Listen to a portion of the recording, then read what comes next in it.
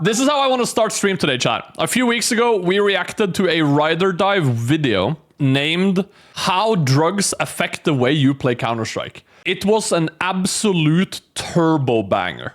And Ride or Die for me is actually one of my favorite YouTube channels for Counter-Strike. It is. I watch very little CS content, but I watch most Ride or Die videos.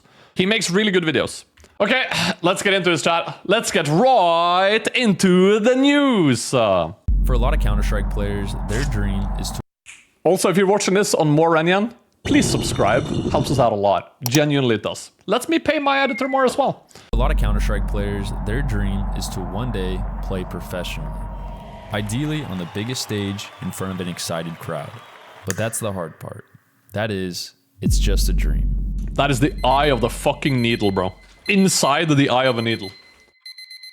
That shit's hard, bro. Each circle on your screen represents 1,000 unique monthly Counter-Strike players. There are approximately 1,000 Tier 1 and Tier 2 salaried professionals. They are represented in red. Now let's zoom out and see the rest of the player base. With 32 million monthly players, that means only 0.003% of players are actively playing professionally. This visual can be misleading because not everyone who plays Counter-Strike is trying to go pro. But let's assume for a moment that at least 5% of the player base, whether they care to admit it or not, is trying to play professionally. That would make our visual look something like this. That would mean 0.06% of players who are trying to go pro are actually pro. But why is that? Of course, not everyone can be a professional player. That would ruin the whole system. However, most people would assume that there is one great filter that prevents people from playing at the highest level. That, of course, being skill.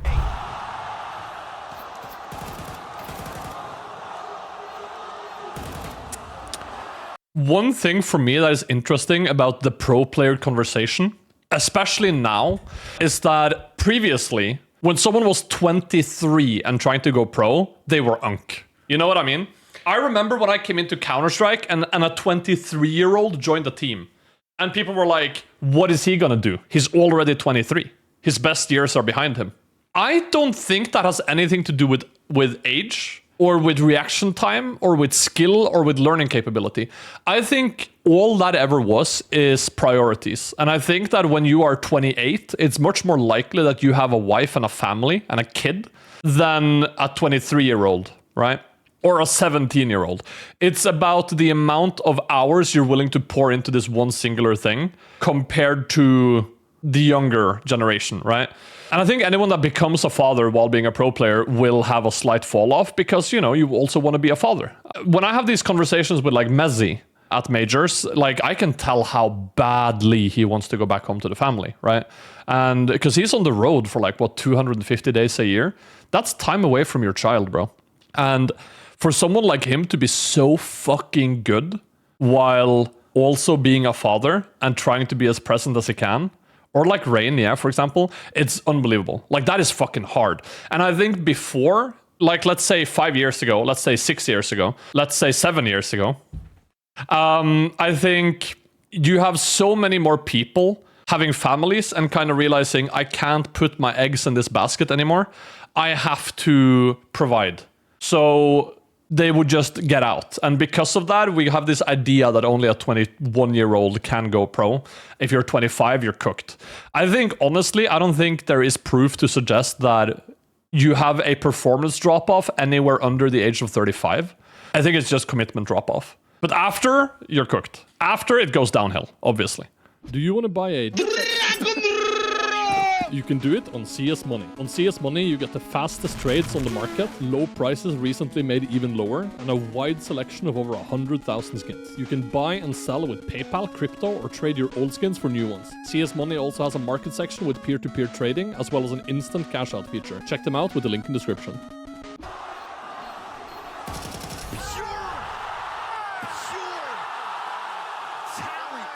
Although this isn't the truth. In fact, I would argue there's at least 6 filters that prevents anyone from seeing the stage. Ooh. The first, obviously, being skill. If you're not cut out to play with the best, then the rest of your circumstances don't really matter. But what if you did have the skill? Well, now the question is, are you teamable? I don't mean are you toxic or nice, but rather, how well do you work with others in intense situations? How willing are you to accept roles that are not ideal for your playstyle? And how quickly can you adopt a system of play? This, for example, is my filter. I think for anyone who's been around my content for a long time, you know I have the skill to play with pros. I have done so for years. JL thinks I'm one of the more like mechanically talented streamers. He's told me both in private and publicly multiple times. But I work in the system that I have created for me, in the solo queue system, right? I work in REN holds W and kills people. And you say stuff like this, right? REN weakness is team play, not gonna lie. It's not. I'm really good at setting people up. And when I'm playing with people that can set me up, I'm even better. For those of you who watched me like a long time back in the day, I used to play with Tizian a little bit. For a few weeks, I played with Tizian from Big. And Tizian is a fucking A1 support player. Holy fuck. When you swing an angle and Tizian is flashing for you, they are blind on the entire site. And you just run in and you just click heads. It is the easiest thing I've done in my fucking life. And I'm good at supporting my players. The thing I wouldn't be good at would be playing responsibly, anchoring when I need to anchor, pushing only when it's like good to push. I'm a vibes-based player. I couldn't play in a team system. That's not me. So I fall short already here. Before all the other filters, I fall short here. You know what I mean? So that's why a lot of people ask me, like, why don't you try to go pro? I like the solo queue stuff. That's me. That's who I am. I'm not trying to be anything more than that. I've never tried to be anything more than that. To you. Third, what is your support system? After all, grinding to become a professional player likely means playing Counter-Strike 10 to 14 hours a day every. This is sick, by the way, because someone like JL didn't want to pursue going pro. He was very happy being a delivery driver. It was actually JL's girlfriend who insisted you owe it to yourself to try. You owe it to yourself to pursue your dream because you're good enough. You're so fucking talented. You're good enough. You should be trying to do this. And because of the girlfriend, he gave it a shot. And he became an incredibly good pro player, won a major, won multiple trophies, made a good amount of money, built a huge brand and a following. And that is the girlfriend, Camille. Lovely, lovely fucking woman, by the way. I've met her, had the pleasure of meeting her a few times. Lovely woman. And now the wife. So W Camille, bro. During this time, Counter-Strike will likely earn you no money. So what? But for everyone that has a support system like this, there's 1,000 that have parents saying it's not a real job. You know what I mean? Or who will take care of you for the time being. If I was a pro, I'd be an entry. If you're from any region other than Europe, your chances of becoming a tier 1 pro drops significantly. That's true. If you're curious to why, you should check out this video after. Then comes the question of age. If an esports organization is confronted with two equally skilled... Okay, first of all, that is not a 25-year-old. That is a 40-year-old man. That is not what a 25-year-old looks like, bro. You could put these two pictures side by side and they could both be 18 and 25. I know 25-year-old motherfuckers that look like this guy, bro. This is not a 25-year-old, bro. If this guy's 25, I'm 60. One player who's 25 and another Good morning, who's 18, Sin. historically speaking, they'll almost always pick the younger option. Then there's the moment. In the moments that matter the most in regards to your performance, how did you do? Did you play your best, your worst, and how often will these moments come around? Ones that will truly open doors for a future in professional Counter-Strike. But what about the doors that are being slammed shut? Women, college, careers, friends. What do all of these things require? Time that you will not have. In fact, you'll have so little time, you may not even be able to get a full night's rest. A study conducted by 8 PhD accredited researchers and professors. No shit, this is what I talked about before. Professional esports athletes that all specialized in first-person shooters. They were all asked about their schedule, things like travel, training, eating habits, and most importantly, sleep. With insomnia, nothing's real. Everything's far away. Everything's a copy of a copy of a copy. What they found was honestly disturbing. Almost half of the participants exceeded the cutoff for clinical insomnia, and the other half were dangerously close. And 4 even sought out professional help to improve these symptoms. Researchers concluded that the lack of sleep these athletes were receiving was the reason they were experiencing heightened levels of anxiety and depression. It's important to remember that while they choose for their life to become more about Counter-Strike, they also become less of everything else. And this contributes to the overall career volatility. How long can you actually keep this up? On a side note, when I have games to play and I want to do it off stream, and you guys ask me like, hey, can you play Final Fantasy 14 on stream? Can you play Elden Ring on stream? I get wanting the content. But sometimes for me as well, I just really fucking badly need to be REN the person, not the streamer. And it's something I almost never let myself do. You know what I mean? I almost never let myself do it. I've done it 2 days in a row now, and it's been nice. But while I'm doing it, I can kind of tell how not used to doing it I am. It's really weird. For me, content, streaming, YouTube, the business, traveling, it's become my entire life. My entire life. Players born after 1998 are burning out of the scene with medium durations approaching just 2 years. Of course, this is for all crazy. of esports, not only Counter-Strike. There are some outliers that remain in the game for a long time, but those are just that, outliers. The vast majority of players that I found appear in the tier 2 scene, then quickly disappear around the time they reach their 1-year mark. But maybe burnout isn't the reason why they're stepping away. Perhaps it's something else. Might be. Money. In the year 2000, the average prize pool for esports events was over $11,500. By 2020, this number had launched all the way up to almost $25,000. Initially, I wanted to compare the increase in pay with the increase in prize pool, but then I hit a roadblock. No matter how hard I looked, there was no concrete database to track how much esports athletes were earning. This was a major... Wait, I actually want to respond to this. Do you feel like Ren the streamer is taking over for Ren the human being? That's a very interesting question, you know. And I would say, yeah. I think Ren the human being only exists when I'm with my parents. I don't think that guy exists otherwise. Because when I'm at an event, when I'm traveling, when I'm conducting business, when I'm talking to people, at every part of it, I'm guarded. You know what I mean? At every single aspect of it, I'm very guarded. I'm cognizant of what I'm saying and what I'm not saying. Am I sharing too much? Can I share this? Is this safe for me to talk about? Will this person backstab me?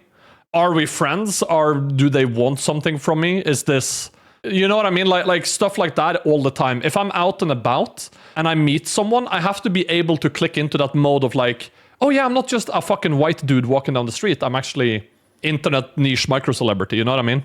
So, for example, when I was out with dinner with my mom and my dad, we walked past a car that's parking. And a kid sticks his head out of the car and he goes, hey, am I inside the lines? And I turn back and I look and I'm like, yeah, you're good, buddy. And he goes, are you Renyan? And I snap out of this like normal moment of me talking to my parents and into the mode of me walking around IEM Katowice, meeting fans, taking photos, signing things. And it is like a light switch, like bang. Thanks for the keychain, bro. Is it you? Because I know you stopped by stream if it was you a couple times. Yes. Yeah, no problem, by the way, with you doing that. I'm very happy to be recognized. I'm very happy that people that watch me stop me and say hi. I'm very happy to talk to the viewers. It is just sometimes it is crazy to have to like kind of be in that mode a lot. The easiest way for me to put this is for anyone who's ever worked in retail. If you worked a retail job, when you're on the clock, you kind of walk around and you try to meet people's eyes to see if any customers need help. That's kind of the same mode you're in when you're a streamer walking a venue. And it doesn't turn off. You know what I mean? It doesn't turn off. And if you worked a retail job and you've had that like customer service like overview for like 6-7 hours a day, then you know it gets exhausting, and now you can imagine trying to have it on for 24. It's a lot. It's a lot. Fuck, I would show you guys this video if I knew the guy wouldn't get hate. But I know the guy would get hate, so I'm not gonna do it. But when we were traveling home from Atlanta, we met a guy in the airport who realized we were creators. So he put on meta glasses, and then he turned around and had an interaction with us. And he was filming the entire thing. And he didn't tell us he was filming. He just put them on, started filming, and then talked to us. And he had no idea who we were. And we got acquainted with him. And I was the only one in our group that realized he was filming as it was happening. So I haven't watched the reel. He made a reel and he posted it. And on the reel, it goes like, I met my favorite CS creators. I don't want to see that reel. And if that reel went outside somewhere, I'm sure people would be like, oh, Ren is such an asshole. He's the only one not talking to the guy. And I was extremely uncomfortable because I realized this guy is filming me right now. without asking for permission, without doing anything. He's just filming me. And the reason I know is because he's wearing these like speed glasses, and they have a big light bar in the middle. This is just an LED just lighting up. So I was just like, oh fuck, I'm being recorded right now.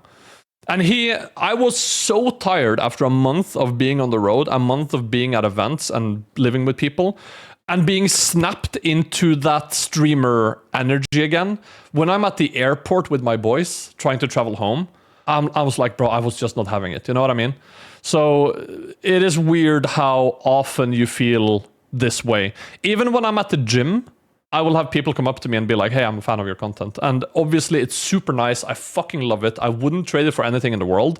But it does mean that at most times of the day, I'm not Ren the guy, I'm Ren the streamer. So it becomes very different. And it becomes all-encompassing. Red flag. In contrast, we know exactly how much professional athletes make, and even the bonuses they receive, how many passes they need to complete, goals they need to score, and baskets they need to make. No, not those baskets. These baskets. In comparison, how much money does Zywoo make? Nico, Monacy, Donk, what do their props to the guy who asked. That was a really good question, actually. I've never had that question happen before. That is a good-ass question. Non-disclosure agreement tied to them. The organizations they play for will dictate when they practice, how long they practice, how often they travel, when they get free time, which of course will affect how much sleep they get. And this is something I'll also touch on. A lot of people ask me why I'm not going pro. Not as a flex, but Counter-Strike creators make really good money. For a lot of us, we make more than a lot of people would in tier 1, in tier 2. And we get to sit our asses at home and not travel. If you guys offered me the same amount of money I make now, but I would play pro instead, I would decline that motherfucker in a heartbeat, bro. In a heartbeat. I don't want to fucking practice for nine hours a day and travel 250 days a year. Fuck that, bro. I have the best job in the world. I get to talk to 1,000 people that largely likes me and play the game at a much lower stake level than these guys, and I don't get the same amount of death threats. Obviously, a lot of people fucking hate me, but that's just, it comes with the territory. If you have an opinion and you stand on your opinions, people will hate you. That's just kind of how it is. So this schedule these guys are up to is exhausting, bro. Industry standard isn't to pay for their worth, it's to prey on their youth. This all could be solved with player unions, but this is already a topic I've explored in another video. Link to that is in the description. Good for you, Ryder. Sinister is already check out Ryder's videos, by the way. They're really good. No one realizes this, but all the lights could be turned off as soon as tomorrow. Yeah. It's not a stable career. This is something that not only the players are at risk for, but streamers, YouTubers like myself, organizations, and even tournament organizers, and that is Valve. People often forget that playing Counter-Strike isn't a God-given right provided by someone who simply invented it. Like, I'll mention this briefly. A lot of YouTubers and streamers, they sign a new deal with a sponsor every single month, right? And some of them do it because they want more and more and more and more money. And the money some of these people make is ridiculous. I'm not going to name any names, but I'm sure you guys can have like an idea of who these people are. It's especially the dudes that will swap sponsors every month. To me, like I've said many times before, it's not about maxing my income. It's about remaining credible and having stability. So when I re-sign with CS Money, I re-sign for 6 to 12 months at a time.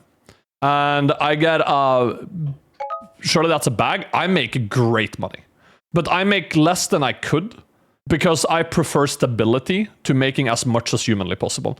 I prefer knowing that for the next 3 years, my mortgage is taken care of and I don't have to worry about that. I can just create my content and not worry about all of a sudden losing a sponsor. And that gives me stability in my life and it gives my editor stability in theirs.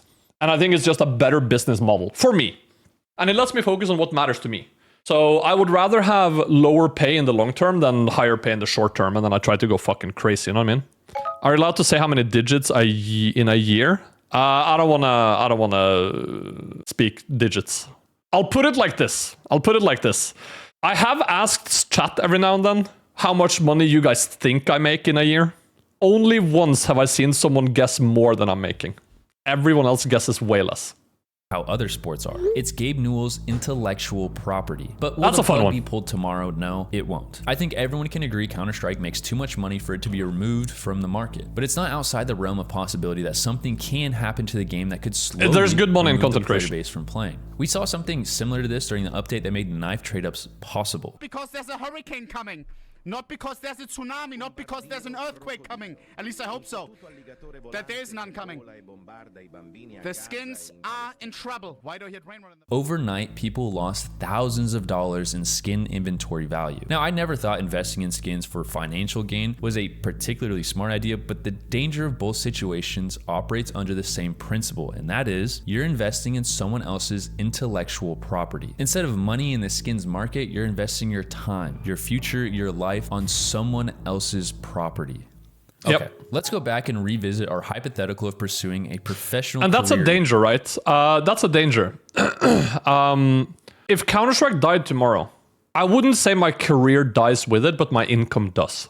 And it would be a very big challenge for me to kind of pivot to a different game and to do well in life in a different aspect. That would be a big challenge. That would be hard to do, but not impossible. Not impossible at all. But you make more money as a 1,000-viewer Counter-Strike streamer than you do as a, let's say, 5,000-viewer IRL streamer. Because there's good money in these sponsors. But you gotta be okay with the fact that the rug can be pulled out from you at any moment. Whereas an IRL streamer, you're safe. You have security in your job, right? But I have all my eggs in the Counter-Strike basket.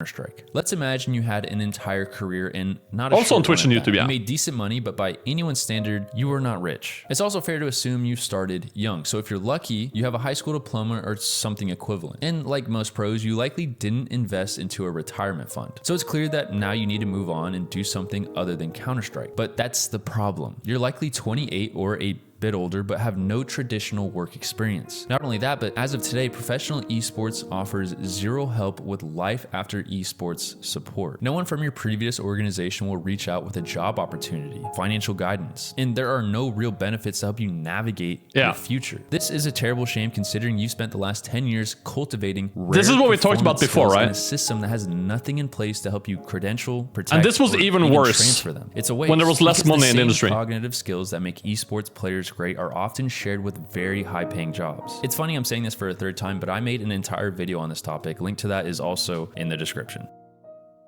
This entire video wasn't designed to make you question whether you should chase your dreams or not. It simply was made because there are some serious risks and realities to consider before you start chasing a professional career in Counter-Strike. Besides, what I'm doing right now is no better. I was halfway to retirement in a military career before I completely stepped away to chase a YouTube dream, which is something I've wanted my entire life. But there was something that I ended up accepting before I did that. And it'll likely be something that you'll need to accept as well. It's nothing crazy, but there will likely be a moment where you'll have to start completely over. A moment when you realize that something isn't working and you'll need to adjust. And sometimes that adjustment is walking away. Most of the time that adjustment is working harder. I got a tattoo a while back when I was traveling for a Counter-Strike tournament. It says Memento Mori, which means remember you will die. I didn't get that tattoo as a reminder that death is waiting for me and I should be scared. I got that tattoo as a reminder that I don't get a second shot at this. If I spend my life doing something that I don't want to do, there won't be a rewind button when I'm finished. That'll just be the end of things. So instead of doing that, I decided to do what I actually wanted to do, that being YouTube. If things don't work out, that's fine. I'd rather die failing to do what I love than to do something I hate. Thanks for watching. Good for you, Ryder. Hey, another fucking Ryder banger. Go subscribe to this man, bro. He fucking deserves it. He makes good ass videos, dude. Do you have a clue how much a CS streamer with average like 100 viewers makes a month? It's hard to say. It depends, right? If you're a CS streamer with 100 viewers, I'm assuming you don't really have like a YouTube presence. Here's the YouTube link, by the way, if you guys want to go drop a comment or a sub. If you're a CS streamer with 100 viewers, it's very limited how much money you can generate for a company, right? And that's kind of what plays into how much money do you make yourself. If you have a gambling sponsor, then you can make a couple thousand, but you will not be making more than minimum wage in the country you're in. You just won't be. Back when I was making really good money as a 300 viewer streamer, when I did gambling, I made 10K a month. And that was for 4 months of me being a 300 viewer streamer with the most overpaying sponsor in the world. The last time I had a gambling offer, Chad, I was offered over $200,000 a month, which I declined. Because I don't want to do gambling.